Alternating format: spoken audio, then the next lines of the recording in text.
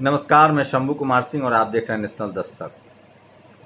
जातिवाद जो है ना, वो फूटा फूट के लोगों के सामने बाहर आता है। एक श्वेता तिवारी नाम की कोई महिला है, अब पता नहीं इन लोगों का तो महिला है, पुरुष हैं, नर हैं, मादा हैं, इतने झूठे होते हैं कि सारा फेक आईडी मिलता है। वो कहती हैं कि चाइना बॉर्डर पर किसी SC ST को खड़ा होना कर देना चाहिए, और जब वैसी वो कुछ बोलेगा चाइना तो SC ST एक्ट लग जाएगा। इनको इतनी नफरत है। इनसे कहिए कि आपके बाप दादा पहले अंग्रेजों के तलवे चाट रहे थे, उससे पहले मुगलों के तलवे चाट रहे थे, और आज चाइना के तलवे चाट रहे हैं। कौन लोग हैं जो चाइना की फैक्ट्रियां यहां चलाते हैं? कौन लोग हैं जो चाइना में जाके नौकरी कर रहे हैं? मतलब मैं बोलना नहीं चाहता हूं ये सब बात, लेकिन बुलवाना चाहते हैं ये लोग। तो इस तरह से जातिवाद इनका बाहर आता रहता है। अब नया बखेरा शुरू हो गया है। सुने कि जो तथाकथित जो सेना बनाए हुए हैं लोग, वो चीनी कंपनियों में जाके ताला मार रहे हैं, नोएडा में और दुनिया जहान। जबकि मोदी जी कह रहे हैं कि न घुसपैठ हुई है, न कोई घुसा था। और सोचिए, अब खबर आ रही है कि भारत ने सरकार ने सैनिकों को कहा है कि जैसे चीन कहे वैसे जवाब दीजिए जब साहब मतलब कितना झूठ बोलते हैं ये।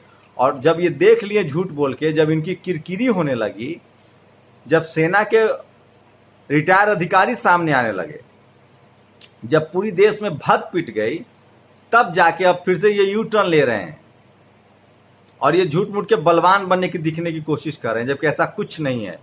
चीन ने कब्जा कर लिया है, ये कुछ नहीं कर पाए हैं। और इनकी विदेश नीति सोचिए, 60 से ज्यादा देश घूम चुके हैं ये, एक भी देश इनके साथ खराज नहीं मिल रहा है। नेपाल अलग से अपना रंग दिखा रहा है, पाकिस्तान से हमारी 36 का आंकड़ा ऑलरेडी है। तो मतलब 3 जगह से इन्होंने फंसा दिया है।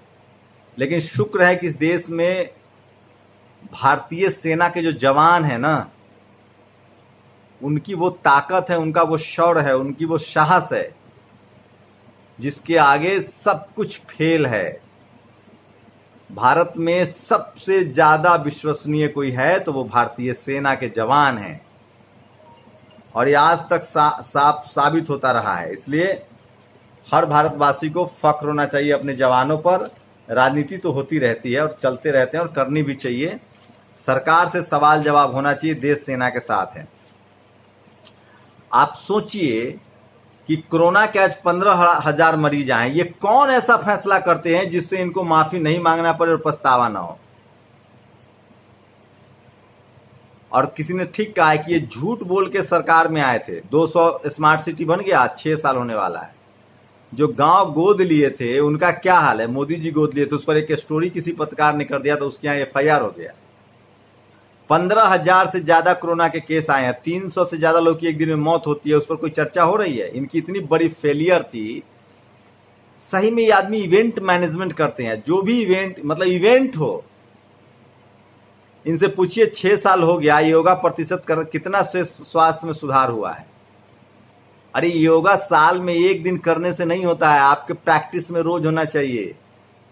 और इस देश में जो SC ST OBC माइनॉरिटी के लोग हैं, उनके पास तो खाने के लिए नहीं है, वो खा के योगा करेंगे।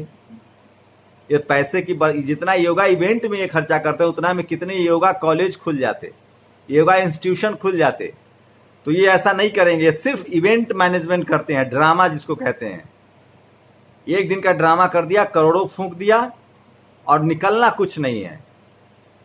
आप योगा इंस्टीट्यूट बनाइए, लोग उसमें क्लासेस लेंगे, जाके लोग सीखेंगे। चलिए, मैं शुरू कहीं और से करना चाहता था, लेकिन क्या बताया जाए।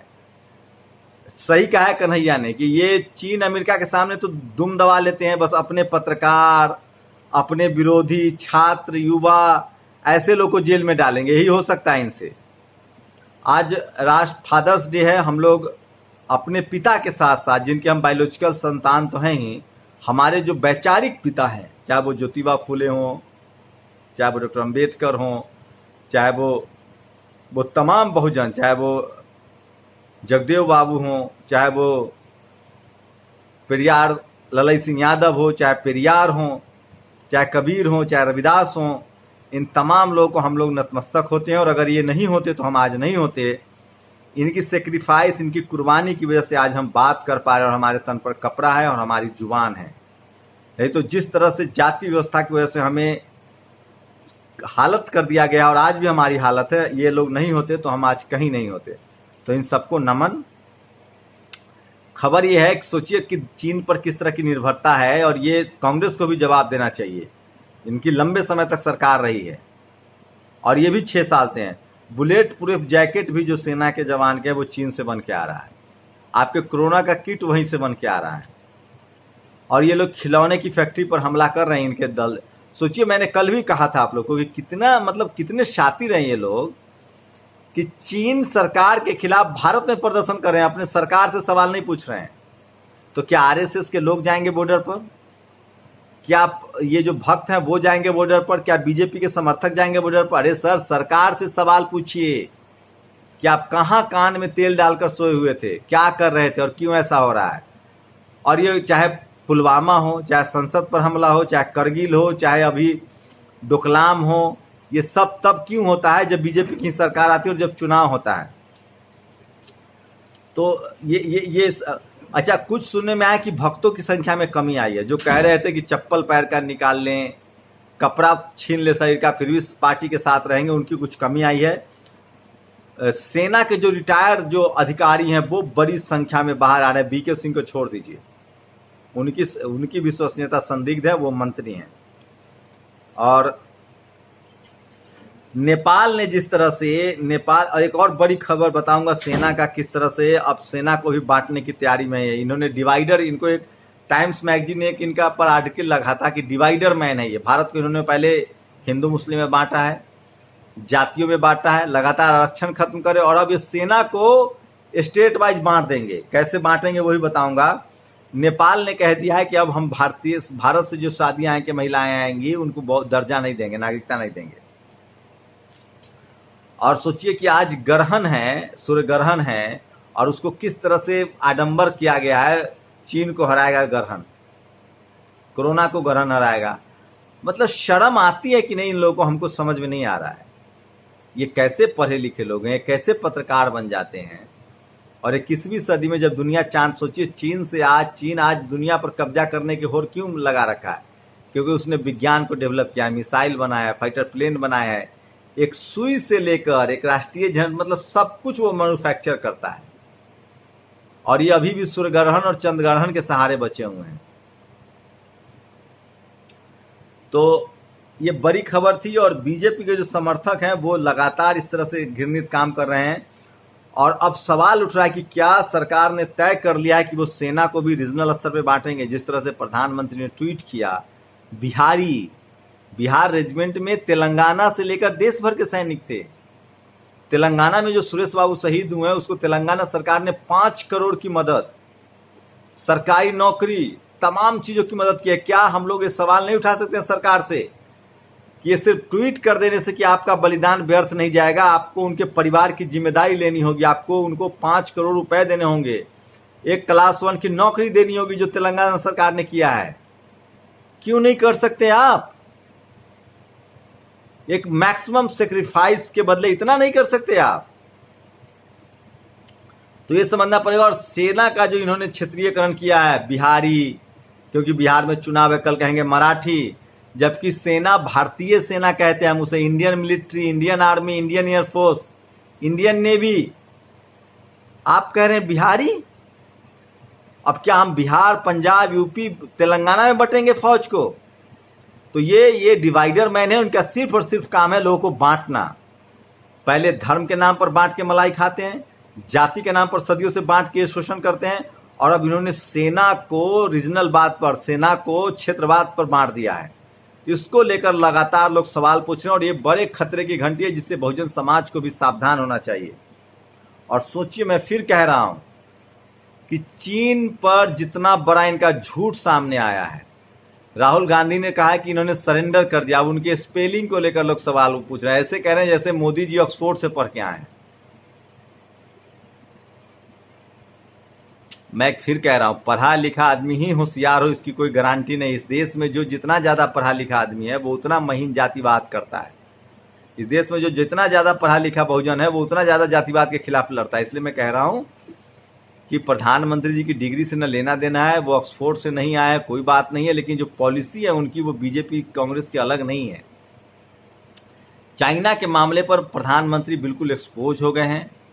उनके भक्त को भी अब लगने लगा है कि भाई ये बोलते कुछ है, करते कुछ है, कहते कुछ है। और जिस तरह से हमारे 20 जवान शहीद हुए उसके बाद इन्होंने कह दिया कि कुछ नहीं हुआ है। आप सोचिए, कल्पना कीजिए कि सबसे बड़ी विडंबना है कि अपना चेहरा चमकाने के लिए, अपनी पार्टी की छवि बचाने के लिए, चुनाव जीतने के लिए सब तरह से झूठ बोला जा रहा है और सारे इंस्टीट्यूशन पर तालाबंदी कर दी गई है। चाहे वो सीएजी हो, चाहे वो चुनाव आयोग हो, चाहे वो सूचना आयुक्त हो, चाहे वो जुडिशियरी हो, चाहे वो मीडिया, तो मतलब मीडिया तो उसको झुकने के लिए कहा जाता तो वो मतलब लेट जाती है। इंदिरा गांधी ने जब इमरजेंसी लगाया था तो एक पत्रकार थे, उनको जेल भी जाना पड़ा था। उन्होंने कहा था कि मीडिया को सिर्फ झुकने के लिए कहा, घुटना टेकने के लिए कहा गया, ये तो लेट गए। तो ये हालत है देश में और सब कुछ सेना के हवाले छोड़ दिया गया। और मुझे भरोसा है कि भारतीय सेना में वो ताकत है, वो दमखम है, वो जज्बा है, वो देशभक्ति है, असली राष्ट्रवाद है उनके अंदर। और उनको चुनाव भी नहीं लड़ना होता है। सेना की डिग्निटी को सिर्फ बीके सिंह ने हर्ट किया है जो राजनीति में आए हैं, नहीं तो इससे पहले सेना का इतना शानदार ट्रैक रिकॉर्ड रहा है कि सेना प्रमुख कभी राजनीति में प्रेरित नहीं होते थे। हमारे एक एक इंच, ये बयान दे रहे थे, एक एक इंच की रक्षा की जाएगी। आज नेशनल दस्तक पर आप देखिएगा चाइना से इनका कितना प्रेम है, वो सारा वीडियो आप देखिएगा एक के बाद एक। और सेना के नाम पर इन्होंने कितनी राजनीति की है वो सारी तस्वीरें दूसरे विंडो में। मैं फिर कह रहा हूं, सेना को क्षेत्र के आधार पर बांटने की जो ये खेल है ये और खतरनाक है और ये कुछ नहीं करते हैं। सही कह रहे हैं लोग, ये हमको जेल में डाल देंगे, आपको जेल में डाल देंगे, अपने ही देश के नागरिक को जेल में डालेंगे, लेकिन बाहर वालों से इनकी घिग्गी बन जाती है। और ये सारे सवाल मोदी जी पूछ रहे थे जब वो मुख्यमंत्री थे या 2014 का चुनाव लड़ रहे थे, तो इससे भी खराब भाषा में वो कह रहे थे कि दिक्कत सीमा पर नहीं है, दिक्कत दिल्ली में है। लव लेटर लिखने की बात कही थी कि पाकिस्तान को लव लेटर लिखते हैं मोदी जी। जो इंटरनेशनल डेकोरम होता है, जो एक बायलैटरल रिलेशनशिप होती है, जो एक दुनिया के प्लेटफॉर्म पे, आज आप प्रेम पत्र लिखने की भी स्थिति में नहीं। आज दुनिया से अलग थलग पर गया है भारत। कोई एक देश का बयान अब तक नहीं आया जो ये कहे कि हम भारत के साथ हैं। खुद प्रधानमंत्री ने क्लीन चिट दे दी, चाइना में उनके वीडियो चल रहे हैं। तो काफी संख्या में जो इनके समर्थक थे उनका भी भ्रम टूटा है। वो भी सोचने लगे हैं कि ये 56 कह के हम लोग कहीं 5.6 तो नहीं निकल गए। और सबसे शानदार ट्वीट है, पाकिस्तान से मीडिया लड़ती है, चीन से सेना लड़ेगी